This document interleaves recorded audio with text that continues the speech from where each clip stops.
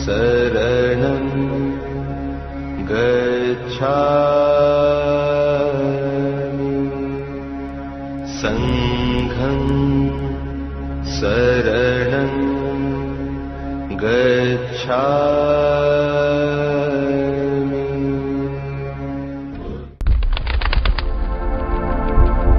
कपिलवस्तु यही है शाक्य मुनि महात्मा बुद्ध का गृहनगर।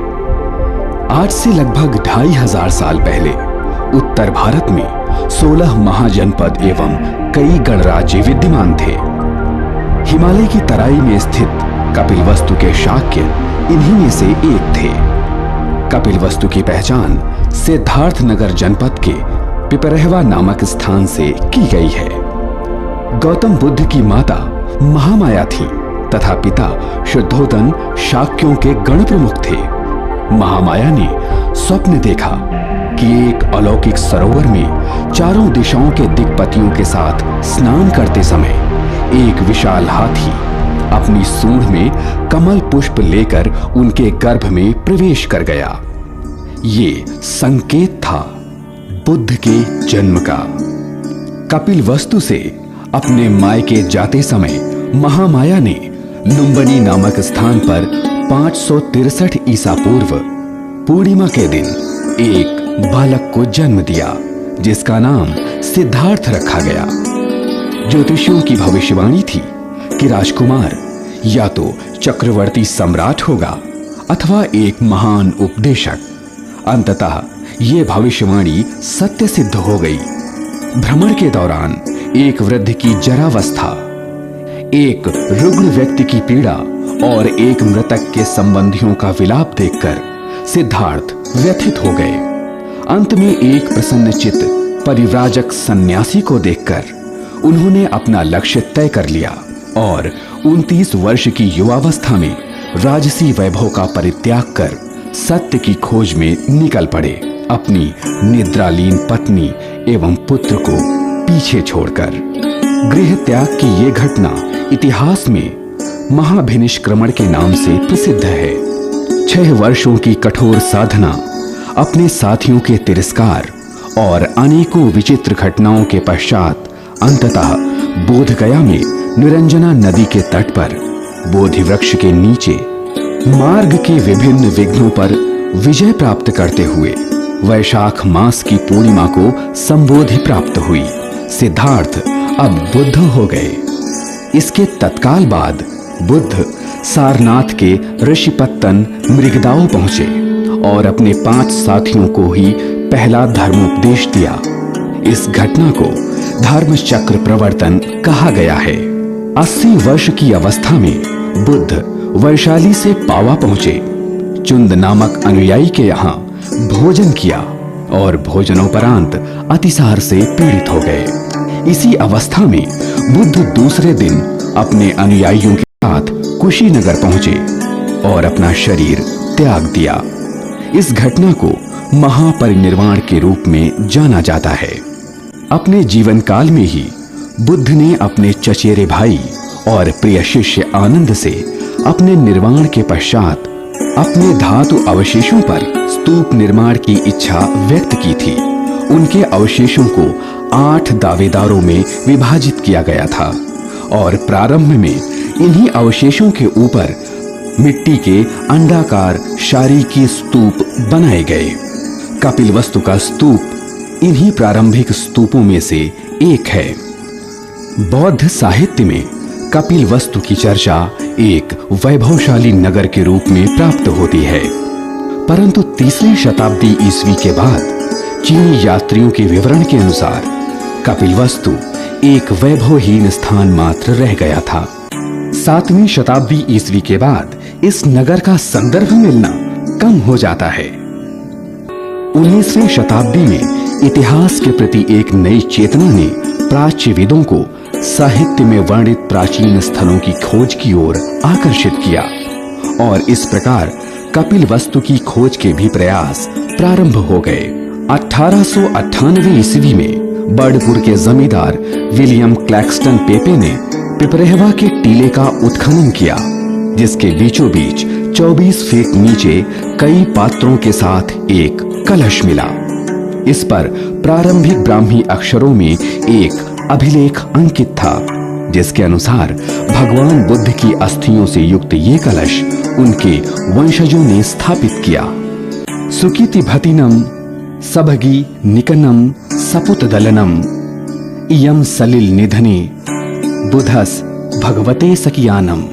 इन पात्रों में सैकड़ों बहुमूल्य वस्तुएं थीं। इनमें स्वर्ण निर्मित नारी आकृति युक्त पत्र, वलयाकृति मुद्रित तश्तरी, शलाका और विभिन्न चिन्हों जैसे स्वास्तिक, त्रिरत्न, त्रिकोणात्मक ध्वज, स्वर्ण व रजत से निर्मित पुष्प एवं तारे, ताबीज जैसी एक लघु मंजूषा, छिद्रित एवं अच्छिद्रित मोती, अर्धमूल्यवान पत्थरों से निर्मित पक्षी, त्रिरत्न एवं पुष्पकृतियां, मूंगे के टुकड़े, अर्धमूल्यवान पत्थरों तथा मूंगे से बने विभिन्न आकार के तराशे हुए मनके, सीप से निर्मित वस्तुएं, स्वर्ण, रजत, अर्धमूल्यवान पत्थर व अभ्रक के टुकड़े तथा कुंडलीदार तांबे के तार आदि वस्तुएं प्राप्त हुईं। इसके अतिरिक्त लकड़ी तथा चांदी से निर्मित टूटे हुए पात्र भी प्राप्त हुए।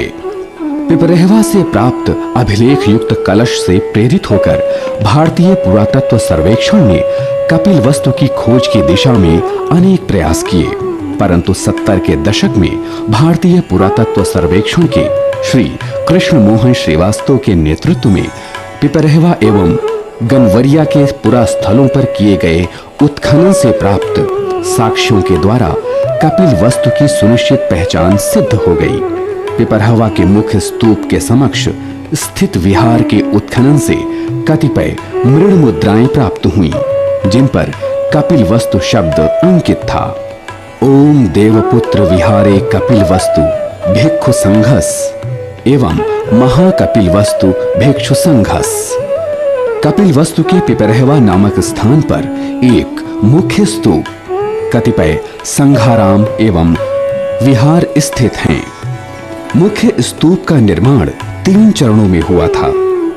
स्तूप के प्रथम चरण का निर्माण 6ठी से 5वीं शताब्दी ईसा पूर्व मिट्टी के भराव के माध्यम से किया गया था, जबकि द्वितीय चरण का निर्माण 3री शताब्दी ईसा पूर्व में प्रारंभ हुआ।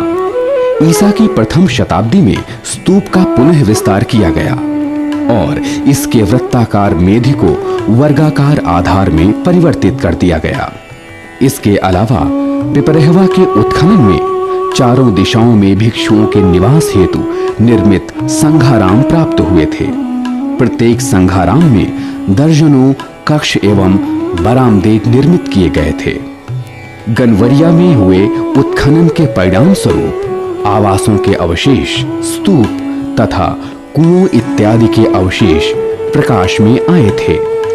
यहाँ पर टीले के पश्चिमी छोर पर ईंटों से निर्मित एक विशाल संरचना के अवशेष विद्यमान हैं। लगभग 38 मीटर वर्गाकार इस संरचना के मध्य में ईंटों द्वारा निर्मित एक विशाल आंगन तथा इसके चारों ओर 26 कक्षों के अवशेष हैं। इन कक्षों में आंगन में अंदर की ओर आच्छादित बरामदे का प्रावधान था। इस संरचना में पूर्व की ओर से प्रवेश का प्रावधान था, जिसके एक ओर 2 बड़े कक्षों के अवशेष विद्यमान हैं। उत्खनन से प्राप्त साक्ष्यों से ज्ञात होता है कि इस संरचना का निर्माण 6ठी शताब्दी ईसा पूर्व में हुआ होगा तथा इसका उपयोग प्रथम शती ईस्वी तक हुआ होगा। उत्खननकर्ता ने इस संरचना की पहचान राजप्रासाद के रूप में की है। कुछ विद्वान इसे महाविहार मानते हैं। सन 2013 में भारतीय पुरातत्व सर्वेक्षण ने डॉक्टर बुद्ध रश्मि मणि एवं प्रवीण कुमार मिश्र के संयुक्त नेतृत्व में यहाँ पुनः उत्खनन किया, जिससे प्राप्त अवशेषों की कार्बन डेटिंग से इन स्थलों की प्राचीनता 2000 वर्ष ईसा पूर्व तक प्रमाणित हो रही है। कपिलवस्तु में उत्खनन से प्राप्त कुछ अवशेषों को कपिलवस्तु संग्रहालय में रखा गया है, जिनमें मूर्तियां, मुद्रा एवं मुद्रांक, मिट्टी के खिलौने, मन के चूड़ियां, मिट्टी के बर्तन, वाणाग्र, अंजन शलाकाएं आदि प्रमुख हैं।